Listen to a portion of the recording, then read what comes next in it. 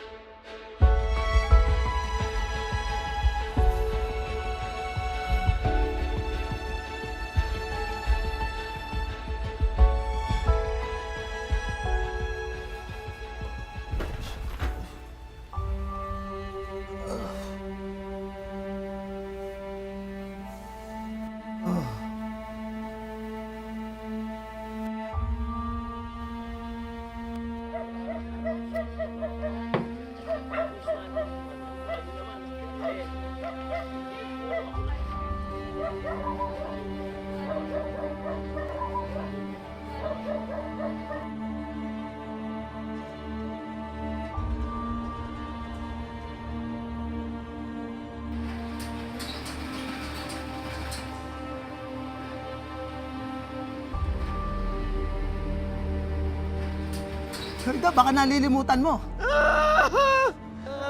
Ikaw ang nawalan ng pag-asa. Ikaw ang sumuko.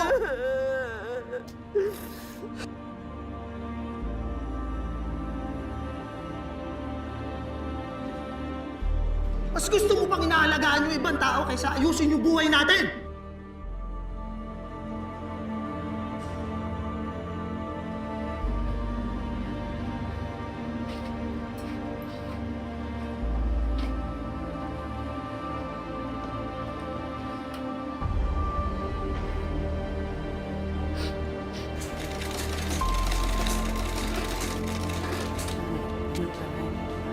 Diyos.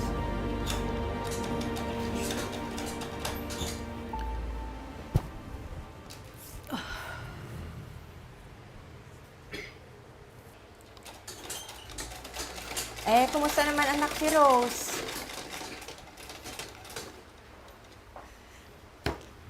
Eto, tingnan mo nga ito anak. Kasya kaya ito kay Rose? Ay, nanay talaga, nag-abala pa. Sobrang Asya naman tela po to. siguro yan. Oo. Sobrang tela to ni Mrs. Reyes. Yung suki ko.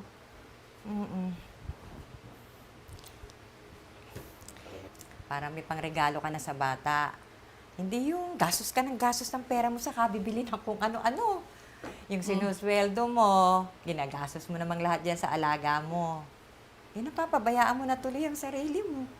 Ako, Nay. Kulang pa po yung ginagastos ko para kay Rose.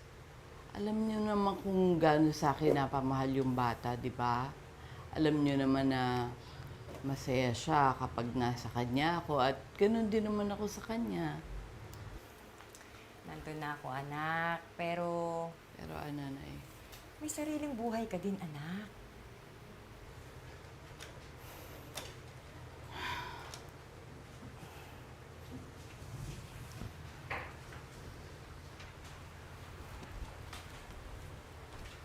Paano si Brian?